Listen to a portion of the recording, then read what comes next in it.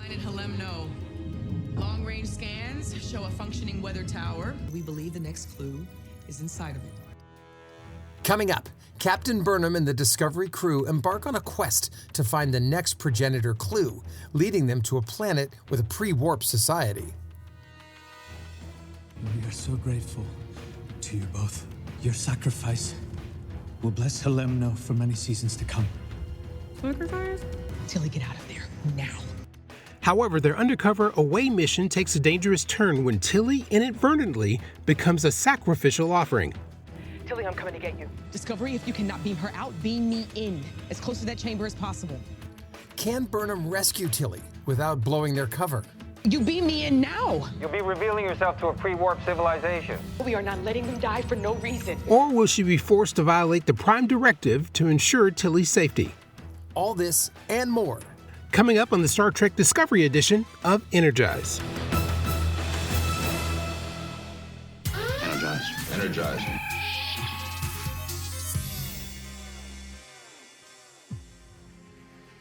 We're going into the uncharted regions of the Star Trek universe 1,000 years after James T. Kirk. You're listening to Energize, a Star Trek Discovery Edition podcast, your source for detailed analysis, colorful debate, and spirited discussions about the final adventures of Captain Michael Burnham and the USS Discovery crew. I'm your host, Anthony McLemore. And I'm Steve Truitt.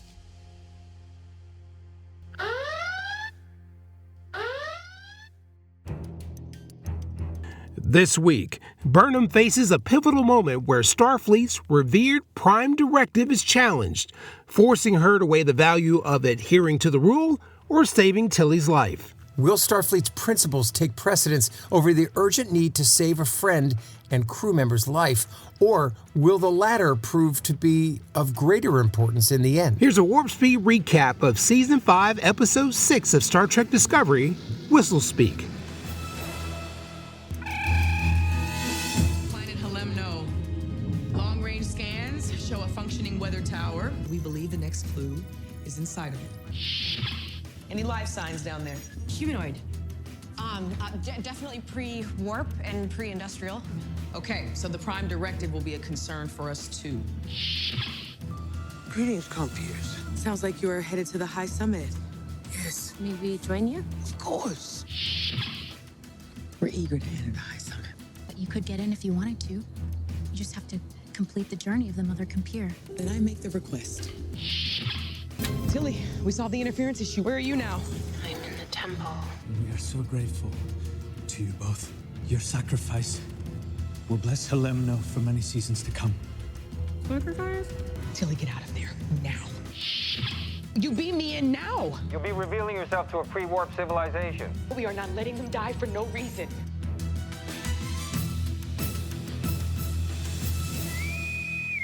All right, Steve, this week we're still continuing the journey to find the next clue of the progenitor tech, and it leads us on a really interesting adventure that puts the Prime Directive in question. I was watching it, and they're opening up with examining this liquid inside a vial, which is next to the clue, the progenitor tech. I think the scientists design these clues to mock you when you can't figure them out.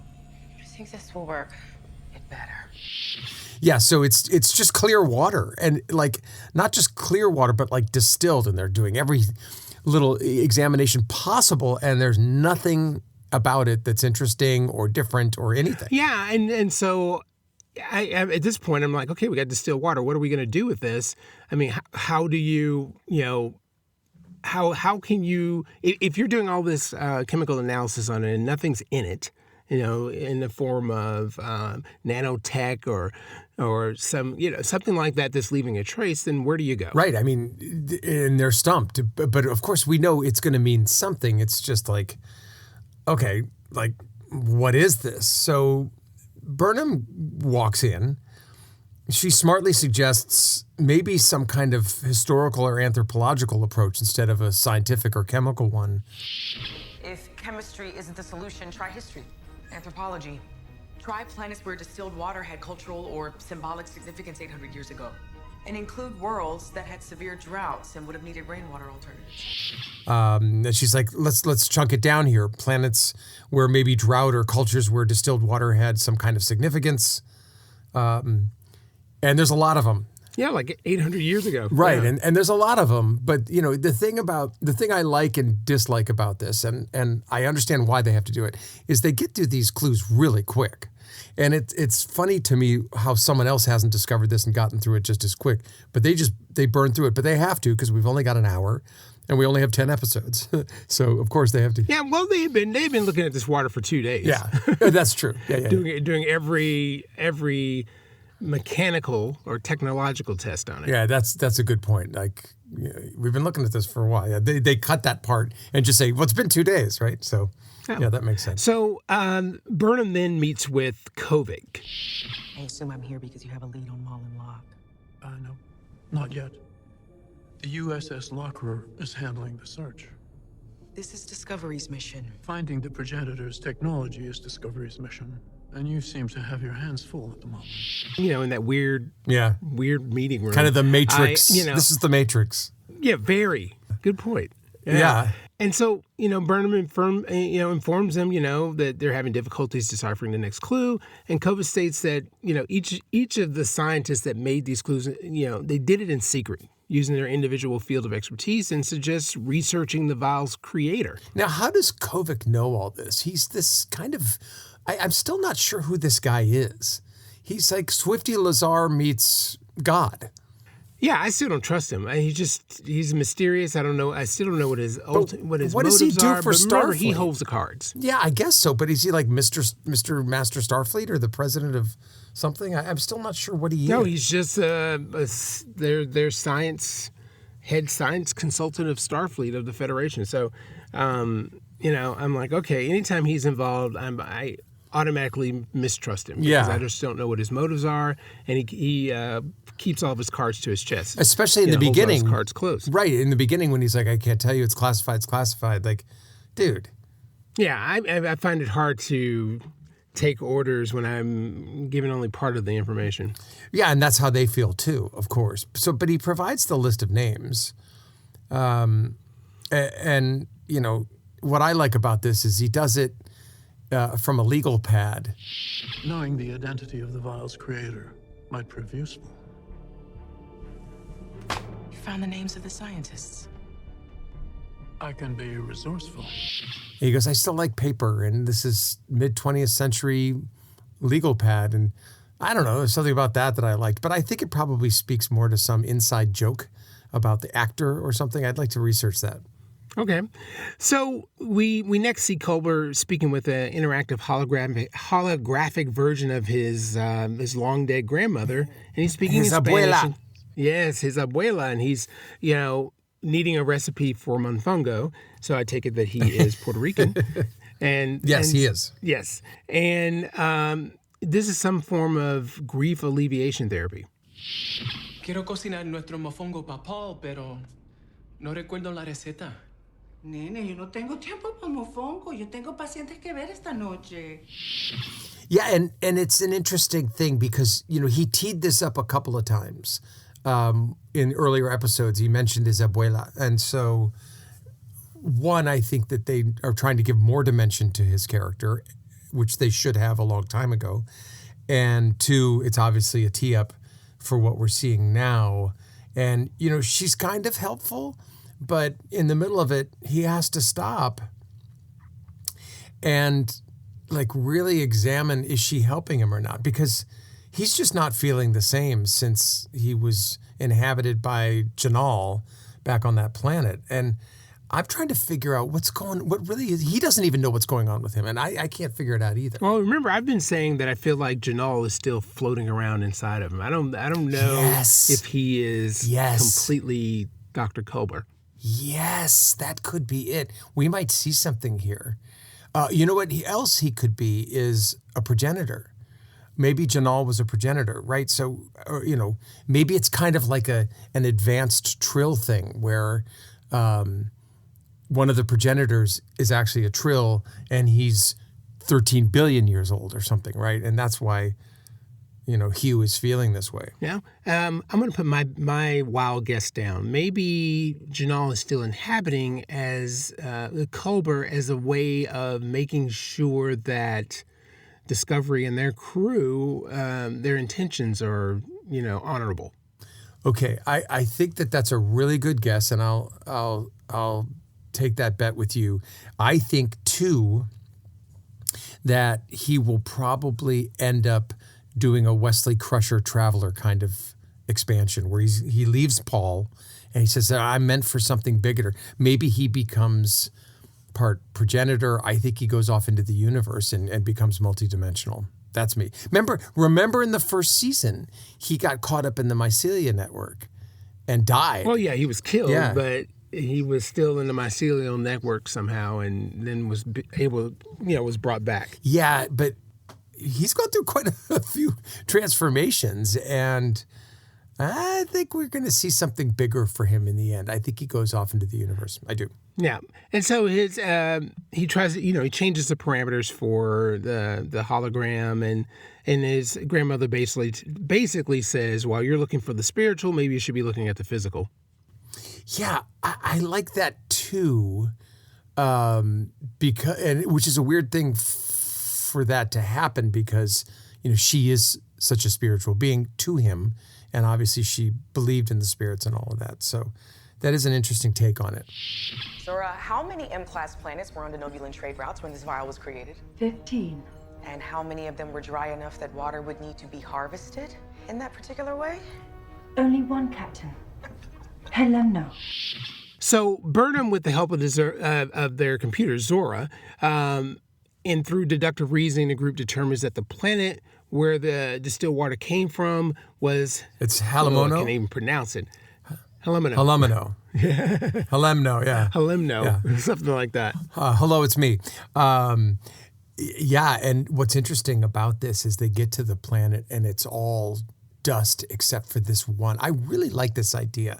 They've gotten really creative with this particular planet. It's all dust, and there's old defunct towers hidden inside rocks that used to create rain and keep these certain areas, for lack of a better word, moist, which my wife hates. She hates that word. I think every woman hates that word.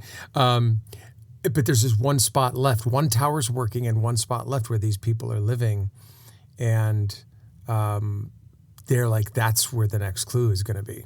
Right. And at this point, they only know of one tower, and it's this, disguised as a mountain, not a mountain, but like an outcrop or some kind of tower. Exactly. Like rock, and so, rock of edifice. Of course, we're dealing with a pre-warp society, so that means the Prime Directive is in play, and that means we're going to have to go down in disguise. Yeah, it doesn't matter what planet or when, the clothes always look the same when they're in disguise. It's always these loose-fitting robe-type clothes with some kind of scarf.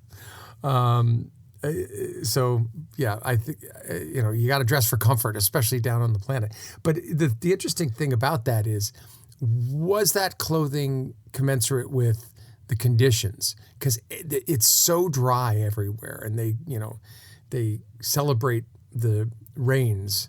You would think it would be more like plasticky to keep them safe from the rain. I don't know. I'm crazy, but it's a pre-warp society. They don't even have electricity, so I think it's more like what we find when we are in our deserts. Dude, we're a pre-warp society.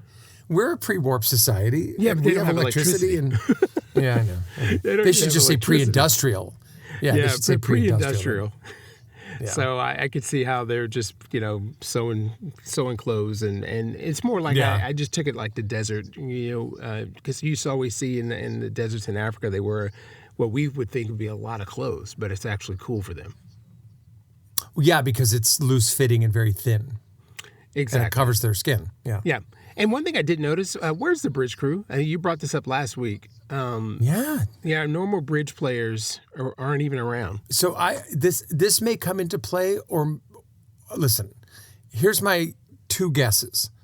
One, on the back end, they said, we're not getting enough dialogue, we're out. And probably did a stampede out, and they're like, okay, fine, we'll replace you. Or two, it was mentioned that they took the ISS So it's either part of the story or they wrote them off in the story as they're taking the Enterprise back to whatever, Starbase, whatever, because maybe they felt they weren't getting enough airtime. I'd be interested to find out. It's Anthony's budget cuts. Yes. Last season, Yeah, you've been cut. They had to cut the budget.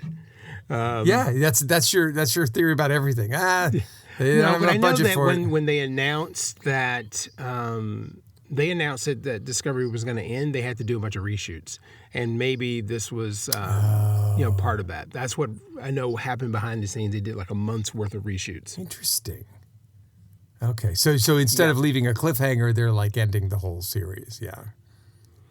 Yeah, so what I'm thinking is that they had shot the season or were close to the end of the season, and then they to tie this up properly, they probably had to go back in and do reshoots and other scenes and things like that, so they could all point towards a cohesive ending. So could it be that Owosekun and the other lady were busy, had other jobs, or just weren't invited back? Oh yeah, I'm just thinking that maybe they were busy, or they just had to, because people move on to other things, and then maybe they just had to reshoot those whole entire scenes, and then that's what you do. Yeah, you just replace them, it, it's seamless, so they write it off in one sentence. We've sent them off with the Enterprise, exactly. Okay. So that's my thing. So before Burnham and Tilly go down to the planet, they discuss the fact that these people speak part of their language is in whistles. The whistling. It's a component of their language. I love this. It's very Hunger Games, Mockingjay, but it's really neat. It's an interesting idea, although not original. But I like that. I think that's part of the charm of this whole planet, is how cool it is when they get down there and they can use their universal translator to translate the speech, which is fascinating.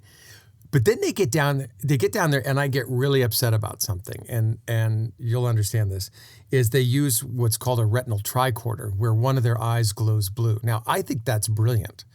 But is there anywhere else we've seen where characters' eyes glow blue from their technology?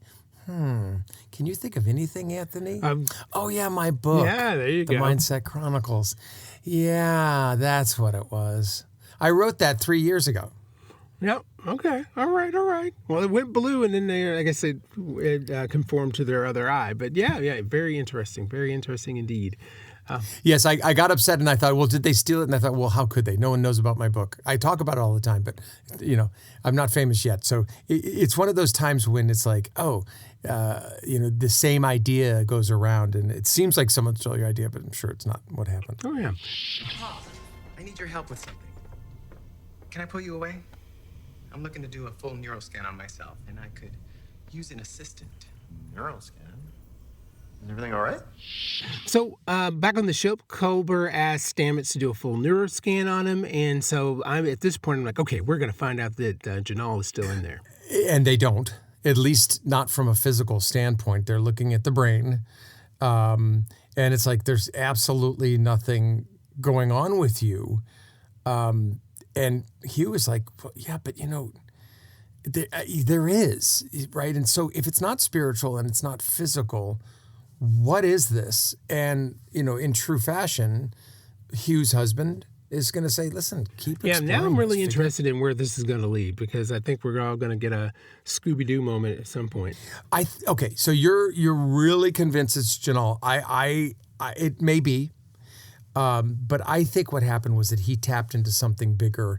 And I'll say, I think they're going to split. I think he's going to go off and be a traveler.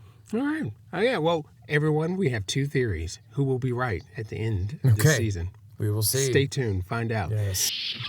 Greetings, compeers. We heard your call. Sounds like you are headed to the high summit. Yes. We've been following the beacon voice since the moonrise. We got lost. Maybe join you? Of course. So back on the planet, Burnham and Tilly join a group of people who are on a pilgrimage to the high summit, which AKA is the water tower in disguise, to pray for rain, because people come from the dusty regions, and this is the last spot. And Burnham asks if anyone goes into the summit to pray, and the lady reminded her that only the devout are allowed to go in. And that's an interesting tee up to what happens later. And, we do a whole thing in the jungle, which we'll talk about in a second.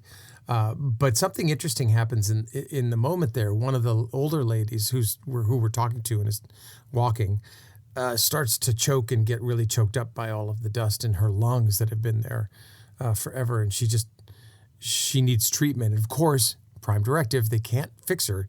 And they're like, we could do this right now. We could save her right now, but they can't.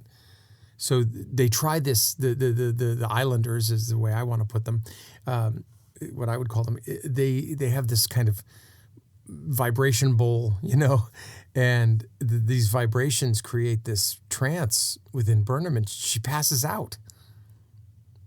And I'm like, what was that?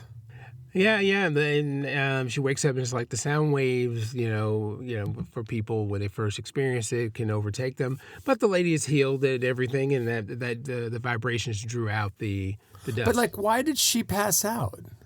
They don't really go back to that. No. But it just it's a good way to go to commercial, which they did, right? But I'm curious, why? I'm just confused. Why didn't they follow up with that? Use that later. And so she wakes up, and there's this Tilly's with this young eager woman, and it appears she's the daughter of one of the highly regarded. I called him a priest, and Burnham expresses that we'd like to go inside the tower, but she can only do that through some kind of endurance race. We're eager to enter the high summit. To give thanks to the gods.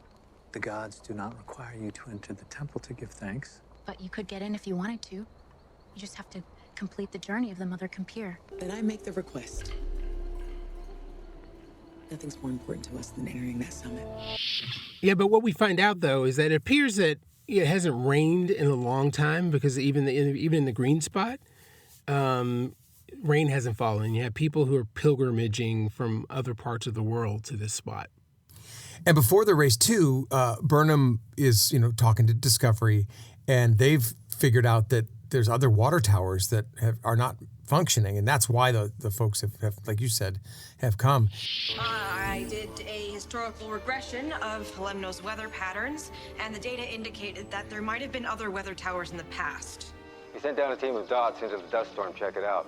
We found 4 more towers. And they're like, if they don't fix this tower, which is faulty, everybody dies, and this is it. Yeah, and each tower has a nearby auxiliary panel, so that's what we're going to be on the lookout for. Which is interesting. And so I was curious, too, because I couldn't remember how this was all. Someone set this up for the inhabitants of the planet, right, to keep them alive. Yeah. Do we know who that was? Yeah, the very scientists that was on the list. They researched the scientists. They figured out one in particular specialized in water farming for different worlds and things like that. And so that's kind of how this all came into play. So we know which scientists. That's how they got to that world. Yep. Okay, yeah. Brilliant. So now it's time for the race. My good and blessed compeers, it is our great fortune to bear witness to the journey of the Mother Compere today. And what's interesting here is that the guy walks around and gives them a tablet. And I'm thinking, oh, this is it's like a 5-hour energy drink or something. But no, that's not at all what it is. Oh, yeah. It completely makes them thirsty. They're all choking. Everybody's giving that dry feeling like when you need water to quit, and everybody is like, gagging. And some people immediately go for the drink of water, which disqualifies them for the race. So I think this is a way of equalizing and leveling everyone out, and some kind of way of making you appreciate water by not taking it. I like this a lot. I think it's I like this. It's a good aspect to it. It's like you have to get through this race. I just burped. Hang on. I like this because it's like, you can't just race. You have to really prove that you're worthy to get all the way there. And that means never taking a sip of water, no matter how dry, thirsty you are. And I just think that's a really neat element to it. Yeah, I thought that was really, really cool. I mean, it's about being appreciative for it, and by depriving yourself and then relying on your endurance being worthy. So the last person in the race gets a chance to go inside the tower. And so as they're doing this, Burnham sees foliage that looks mutated, indicating that there's some kind of radiation leak of some sort. And they surmise that's where the auxiliary panel will be. So Burnham goes off on the trail, and Tilly continues the race. Look at the moss on the trees. Most of it's blue, but some of it's yellow. That's a genetic mutation.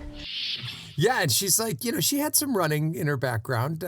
She doesn't look like a marathoner to me, but she's got stamina and endurance, and she's tough. And she's like, I'm going to do this. And I like that about her. This, when you think back to season 1, she was meek and scared of things. And now she's, maybe it's because she met her counterpart in, the ISS Discovery. I don't know, but she's really come a long way. No, very much so. And I remember that during her officer training, they were jogging through Discovery when she was seeing this other being that was talking to her. And so I remember that. It was a kind of a throwback. And I was like, okay, of course she's done this before. Discovery, I found the tower control panel. Scanning it now. This tech requires periodic maintenance. Without that, it was bound to fail eventually. So Burnham finds the control panel and Discovery assists with the repairs. And so now I'm like, okay, where does this fall when it comes to the Prime Directive? Is this a violation? But I don't know. I mean, the tech is already there. I say no. Yeah, the tech is already there, so it's not a violation. In Star Trek Insurrection, Data is part of he's part of a survey group, when they were hiding in the mountains. And that's already there. And so the tech was already there, and they're just saying, look, they didn't create this tower. It was created for them, so we have to keep it going for them, and we can fix it. Yeah, and so Tilly and the priest's daughter are the last two in the race, and now they carry the water as they race around the tower, and they're fighting temptation, and she helps this girl because she spills her water. Yeah, it's that classic moment right near the end, and she spills it and she can't do it. And Tilly's like, the guy's like, come on, you can finish, you're the one. And she turns back and pours some of her water into the girl's bowl, which I also loved. And that's Discovery right there. We'll do this together. That's the whole point of Discovery. And so they cross together, which is really great for now. Yep. Don't be sad, Father. We'll speak to the gods. We'll bring the rain. We are so grateful to you both. Your sacrifice will bless Halemno for many seasons to come. Sacrifice? Take this, Father. I won't need it to remember Mother anymore. Tilly, get out of there now. Yeah, so because once Tilly and this girl, the priest daughter, are inside the water tower, they find out the winners of the race. She finds out the winners of the race are sacrificed, and the two are locked in a chamber. This is their Joe versus the volcano moment where, it's like you have to throw yourself into the volcano so it doesn't, blow up the island. But there they are locked in there. And the guy's father, the girl's father, that's why he didn't want her to race, because, she would be sacrificed. Now, I don't think that she knew that. Right? I mean, did she know? No, she did. She knew. Oh, her mother had done it. Her mother had done it years earlier. Okay. Dude, I just watched this show. Why am I missing all these points? I was just watching it. No, her mother had done it, and so the father's like, "Oh, I'm so very proud of you," and she's like, "I don't need this bracelet anymore because I'll be with Mom," and he said, both of your sacrifices will be blah blah blah," and then Tilly's over there across the room like, "Sacrifice?" What? Yeah, and then that's when now Burnham's like, "We gotta get the hell out of there." Right, and they can't beam, but they can communicate through the walls, which was kind of interesting to me. That's a bit of a loophole there, but the only thing they can do is get Burnham into the adjoining room, and that means if she shows up where the dad is there, mourning the loss of his daughter, she's going to have to explain them. She'll have some splaining to do. You beam me in now. You'll be revealing yourself to a pre-warp civilization. I'm aware. We're gonna have to answer for the Prime Directive violation. And we will. We are not letting them die for no reason. So she says, screw the Prime Directive, violation that will happen if she does this. And then she beams in and scares a priest. And he's so inconsolable that, and of course he's pre-war, pre-industrial. He's thinking that she's a god. And that, you really hear, or, he's going through all that. And she's trying to rationalize with him, open the door, open the chamber. So here's where I take umbrage with how this episode was laid out. I think they spent way too much time on the race and not enough time on this moment. I think the Prime Directive argument should have been the point of this episode. I think they should have spent 20 minutes on trying to debate, look, yes, I'm from the future. Yes, or rather, I'm from a technically advanced society. And him saying no and like trying to convince him. That's what Star Trek is to me. And I think I think it was too quick and too easy. And I was disappointed in that. What do you think? I really think they could have milked that more and maybe less of the race. Well, I don't have an issue with that because it should have been more debate between maybe Captain Raynor and Burnham, and but at the same time, the chamber's already been activated. I don't know how much debate you can have before they're dead. Well, no, I get it, but they wrote that, right? But I mean, if the race was just a 100-yard dash, let's say, okay, or something a little less tedious that took so long. Raynor could have got involved. It could have been a whole debate with the whole Discovery crew, is what I'm saying. Like I would have loved to have seen a Prime Directive debate here because Prime Directive is a huge thing in Star Trek, and I think while they're trying to get this clue, the question is, how far are you willing to go? Are you willing to pollute a society of people to get these ends? What do the means justify the ends? And I think that's a Star Trek question, and I think they missed the mark there. You should know that the tower, the high summit, is failing. We fixed it for now, but it will stop working eventually if it isn't maintained. And so, Tilly's talking to the girl. They're basically I guess suffocating and drying out. But Tilly gets the girl to hum the song of her deceased mother that her deceased mother sang to her when she was a child. She hums that, and then Burnham hearing that, hums it to the priest, and it kind of snaps him out of his grief. And, he's able to kind of see a little bit more now. His eyes are open, and Burnham can say to him, look, I'm not a god.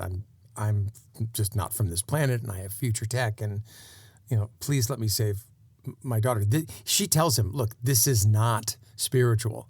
This is technology. You don't need to sacrifice your daughter. And he's like, okay, okay, I'll open it. Yep. All right. Well, because he doesn't want to lose his daughter. So he opens up the door. The med team beams in to revive the two. And, Burnham, divulges everything and says, an alien left this water tower or high summit, and that has been repaired, and they have to teach them how to keep it going. Well, that's a heavy lift. Yeah, and it's one thing to take us in our current timeline and say, hey, you got to fix this thing. Okay, I got it, even if the tech is beyond us, but you got pre-industrial folks. I don't know how you teach them to do it. Well, look, to be honest, it was moving a couple of isolinear chips, right? Move this red chip over here. So it's not going to be that much of a learning curve. I think the bigger question, and you had mentioned this, is how do you reconcile the fact that it wasn't your God? And I think they do this well because the priest says he doesn't reveal this to his daughter, and he's probably not going to reveal it to anyone else. He'll carry the secret and probably pass it on to his daughter, but they'll keep the secret, right? That kind of thing. Yeah, because what we do realize, and that goes with our the real world that we live in. I just don't think that there's some people that can handle. I mean, some aliens drop down today. There'll be people that can embrace it and handle it and understand that. But there are a lot of people who all of a sudden realize that maybe their religious beliefs or everything that they hold dear is now put into question. And I don't think half the planet could handle it. So I think it's going to bode well for them, and they will keep the technology secret and allow people to keep their faith. Yeah, because when it's a hard right to understand that the universe is bigger than what you thought, I mean, that's mind-blowing if you're not the type. I think there's certain types of people that always look up and look to the stars and look into possibilities that are beyond them and are open to all possibilities. Me being one of them, you being one of them. And so I think that he's going to have to farm this off to to people that he can trust. That he trusts, exactly. And I think it starts with his daughter. Yeah. But while we're there, a really good thing happens, and I honestly did not see this coming. I was wrapped up in watching Tilly die, and it was scaring me. The daughter points out symbols on the wall that they're actually numbers. This is 1, 2, 3, 4, and 5. And I didn't notice this with the vial. The vial looked a little tainted or old to me, but I didn't realize that there was actually an etching on the vial itself, and that etching was the number 5. And she recognizes that when she's being taught by the girl, and thank God, she was revived because she was going to die with that secret. Hey, this look familiar? Perhaps you recognize this from a certain vial containing a drop of pure distilled water. Yes. They were getting close to passing out, and she was reciting the song. She passed over it. Yeah. And so Tilly points that out, and they go to that particular tower where that clue is. And they find it. Yeah, and they find it. And so we're back on the ship, and Tilly discusses how the water tower tech led to sacrifices. And, these are the things that we discussed with a Prime Directive, and I understand why it was put into place because, like I said, like we just discussed, people, things can get, twisted and perversed. And so this whole water tower thing became, sacrifices were born out of it. Right, which is why I go back to my original argument that they really should have made this about the Prime Directive and the question of whether they should violate it or not. And it became, we need to save Tilly, and that's why they violated it. But it should have been a bigger reason. Like, we need to save the universe. We need to find this clue. We need to save our friend. And frankly, maybe the Prime Directive doesn't, matter here. And maybe that was Burnham's argument, or maybe it was Raynor's argument, and Burnham has to come around to it. I don't know, but I think I just think they missed an opportunity here. No, this, I do agree with you. It would have been more dramatic and more butting of heads and then coming up with a solution, or somebody going rogue and saying, I'm doing it anyway. Yes. Damn the consequences. I think, you're right. It could have been built up more. What do you think Dr. Creel was trying to tell us, hiding the clue there? Well, he couldn't have known that leaving behind a weather tower would lead the Lemnites to sacrificing one another. It's a massive responsibility. Technology. When we find the progenitor's creation, we need to be so careful.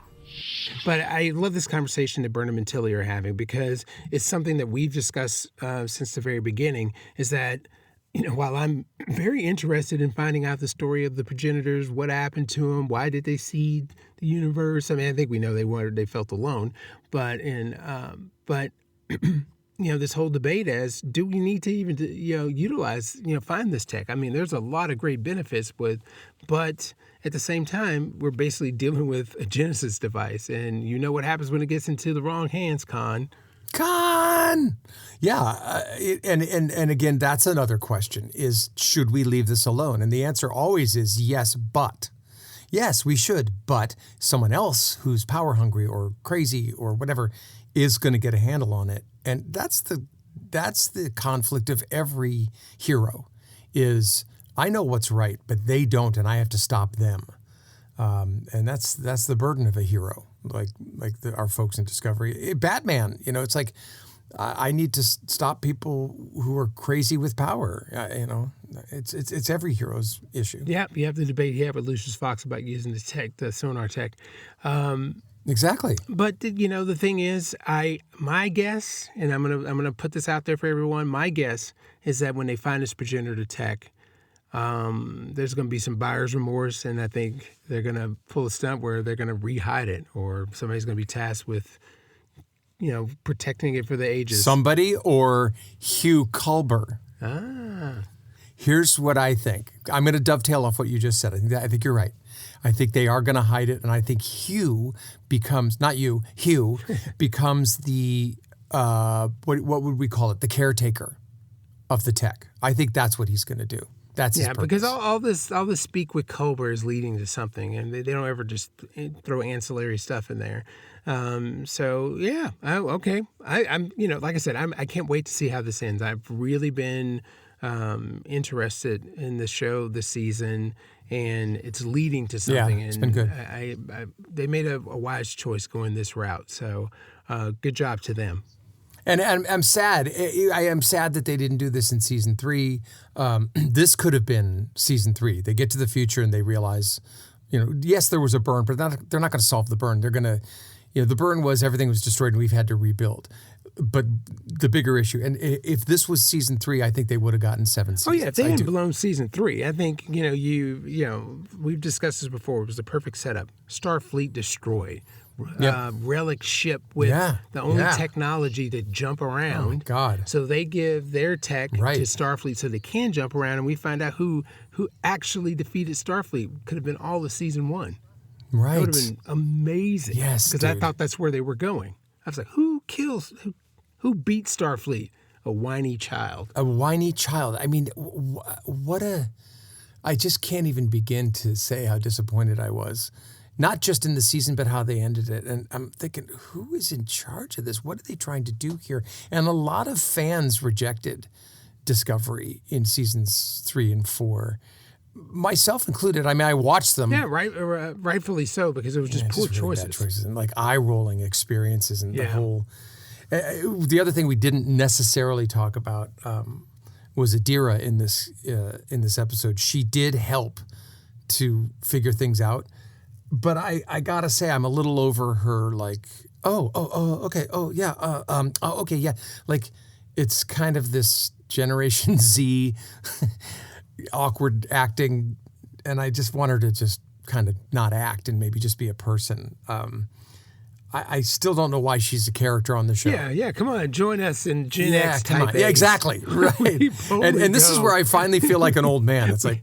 You whippersnapper, come on. Yeah, we get things, we get shit done. We don't do, it's not, it doesn't create anxiety in us. We actually lean into it. Yep, she's the model of anxiousness. Yeah. So I think, and that's what they really pushed in 3 and 4 too. And I think that turned a lot of people off. Those two characters, her and Gray, and I think they were additions that didn't need to be made. Not for any other reason other than they weren't there for a specific reason. They were just there to be there. Yeah, it's definitely debatable. And so our show ends with Burnham getting alert that another Federation ship has found Marlin Locke. So we will see them in the next episode, and I think we're going to take a huge turn in this next episode. Yeah, so I'm curious about that too. They did send out another ship.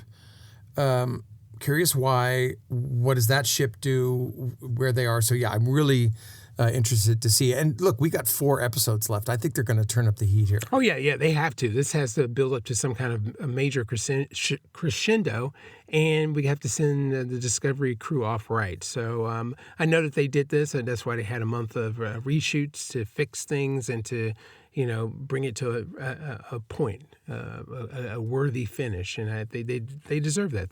This is the show that brought back Star Trek. So truth. Let's do right by them. Well done. That concludes this episode of Energize, a Star Trek Discovery Edition podcast. Hey, listen, thank you so much for listening. We love having you here every week. You can check out Anthony's website. He's McLemore.com, and I'm SteveTruitt.com, where you can sign up for an advance copy of the second book in my Mindset Chronicles series called The Spill. Well, everyone, thanks for listening. I'm Anthony McLemore. I'm Steve Truitt. Live long and prosper.